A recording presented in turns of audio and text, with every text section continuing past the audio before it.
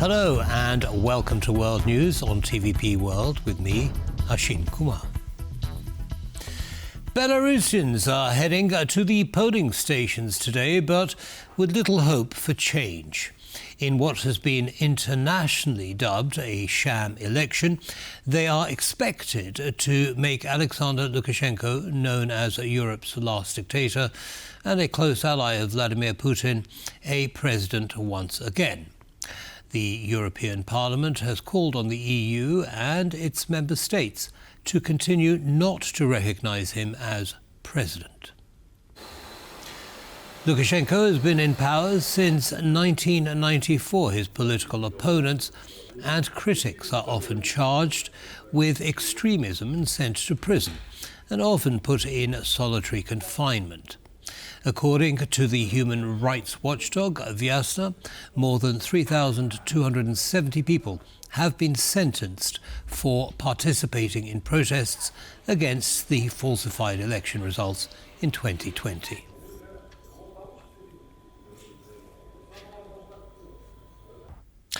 The German capital saw a protest yesterday against what the organisers called a shift to the right.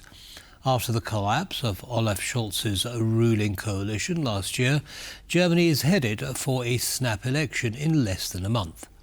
The far-right Alternative for Germany party kicked off its election campaign at noon today with a special guest, Elon Musk. German politics has been strongly influenced by a recent string of violent attacks. The latest one in Aschaffenburg left a 2-year-old boy and a 41-year-old man dead. The alleged perpetrator was Afghani.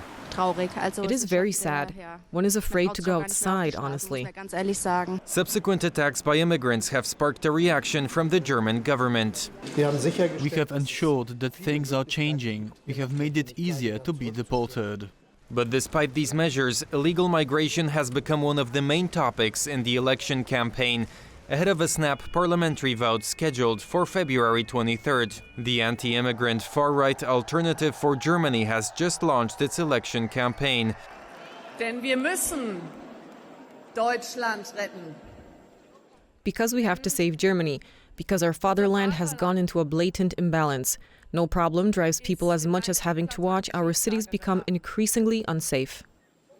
Among the speakers at Saturday's rally was American tech billionaire Elon Musk. It's okay to be proud to be German. This is a very important principle.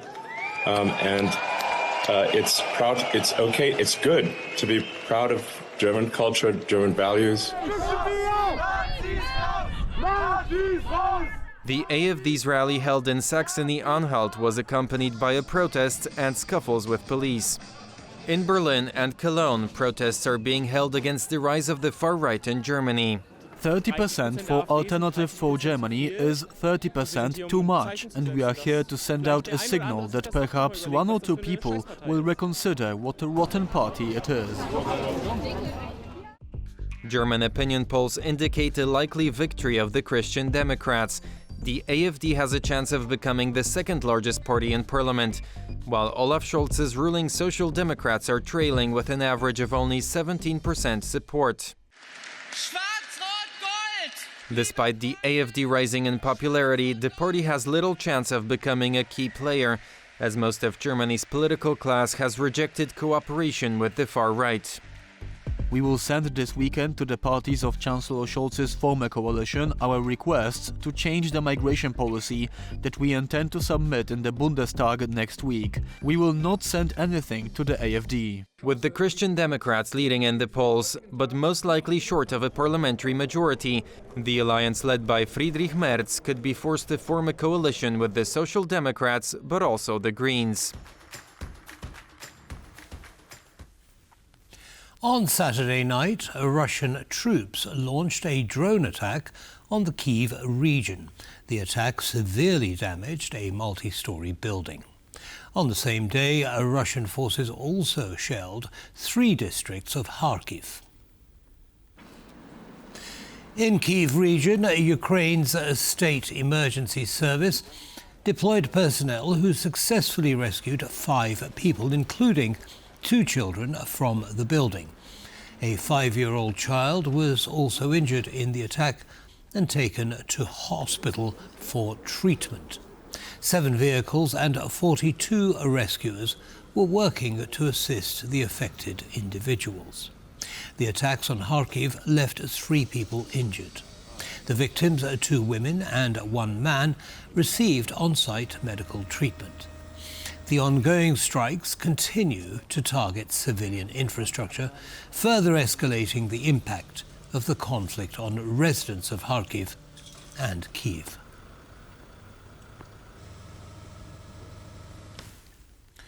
Poland's National Security Bureau chief Jacek Siewierka has submitted his resignation to President Andrzej Duda. The news was announced by the head of the presidential office, who added the decision was made for personal reasons.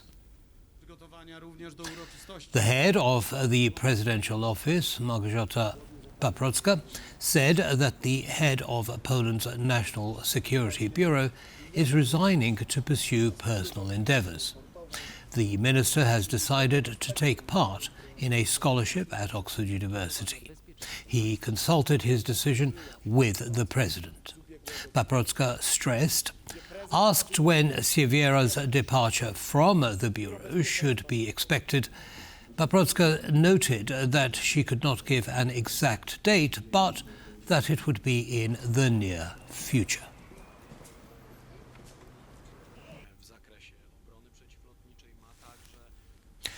A protest marshal was hit by a car amid the intensifying anti-government protests in Serbia. President Alexander Vučić responded to the growing unrest by holding a counter-rally. This is a clip from the latest anti-government protest in Serbia. The injured protest marshal was immediately transported to the emergency center by ambulance, having allegedly suffered skull fractures. Students launched a series of anti-government strikes after a Novi Sad railway station roof collapsed back in November, resulting in the death of 15 people. In the protesters' view, the tragedy was caused by corruption, nepotism, and poor construction practices. The lack of accountability for the disaster has ignited a surge of protests, which have since expanded in both scale and intensity. Tens of thousands responded to the students' call for a general strike on Friday, with schools, bookstores, and theaters across Serbia closing their doors in solidarity. It seems to me that the people are increasingly waking up, as you see by the growing number of people taking to the streets. They seem less afraid about their jobs or threats from the authorities, which leads to a daily increase in our numbers on the streets.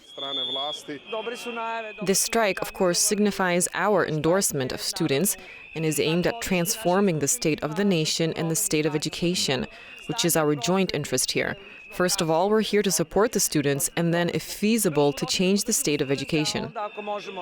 As the anti-government protests intensify across Serbia, the country's president held a counter-rally to demonstrate that both him and the ruling Serbian Progressive Party, which he founded, still enjoy public support.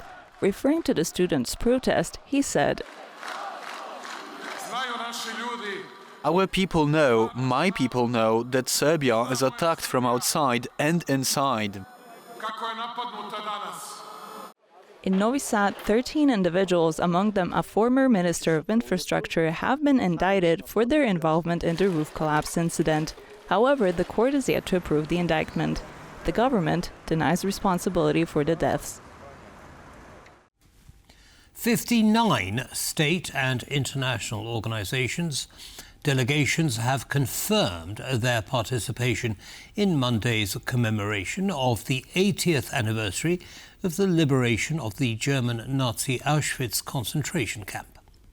According to the Auschwitz Museum, the guests of honour will be the survivors, of whom around 50 are expected to attend. Invitations to the commemoration were sent by the Auschwitz Museum to the ambassadors of EU countries and other states supporting the Auschwitz-Birkenau Foundation. Russia will be absent due to its international isolation following the aggression in Ukraine. Representatives of European institutions as well as other international organisations will be present, including the United Nations and the Council of Europe. The museum said that around 3,000 people will attend the ceremony at the site of the camp.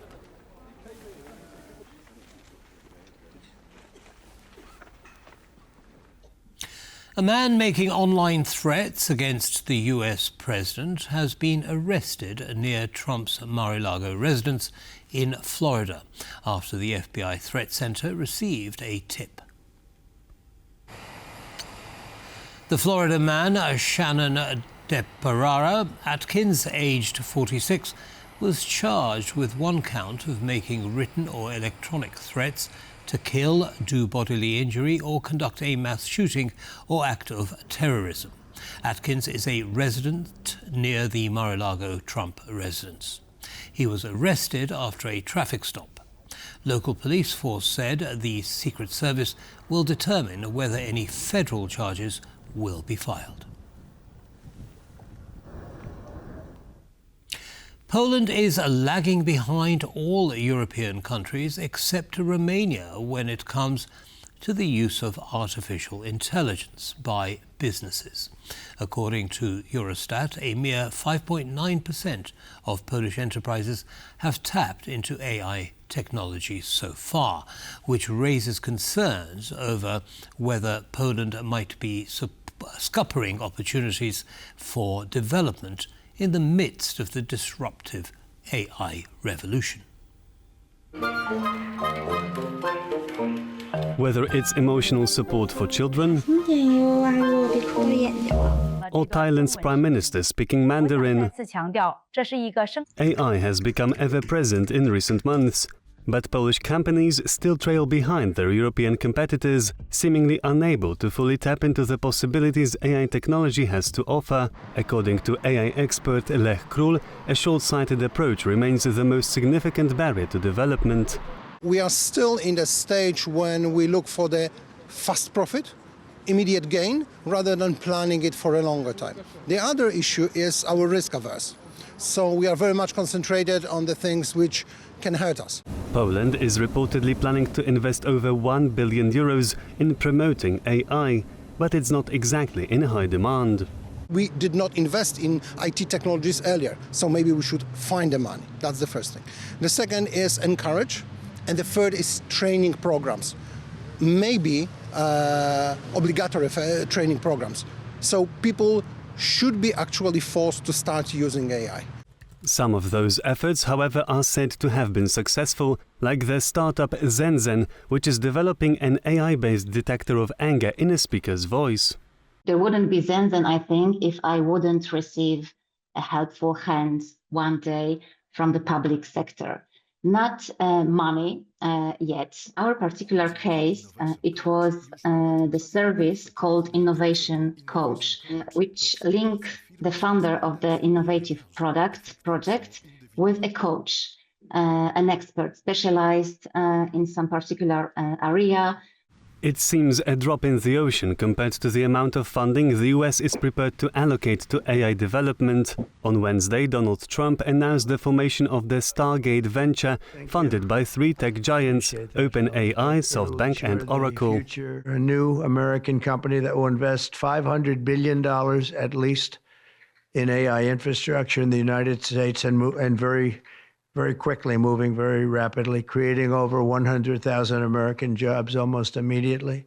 And the whole of Europe needs to step up AI investment and embrace risk, according to Meta's scientific director of AI, Yann LeCun.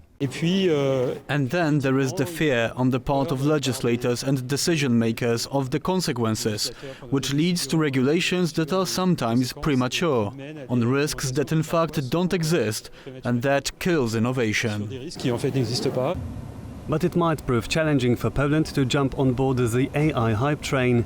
Last week, the country wasn't included in the list of the closest US allies when it comes to sharing AI technology. It's typical final days of every administration where all delayed decision, prepared or not, are published. However, we really do not see the interest, not even for the world and for the global chain of AI, but we cannot even see the interest for the US. The decision particularly affects access to cutting-edge US-made NVIDIA chips that are deemed critical for AI development.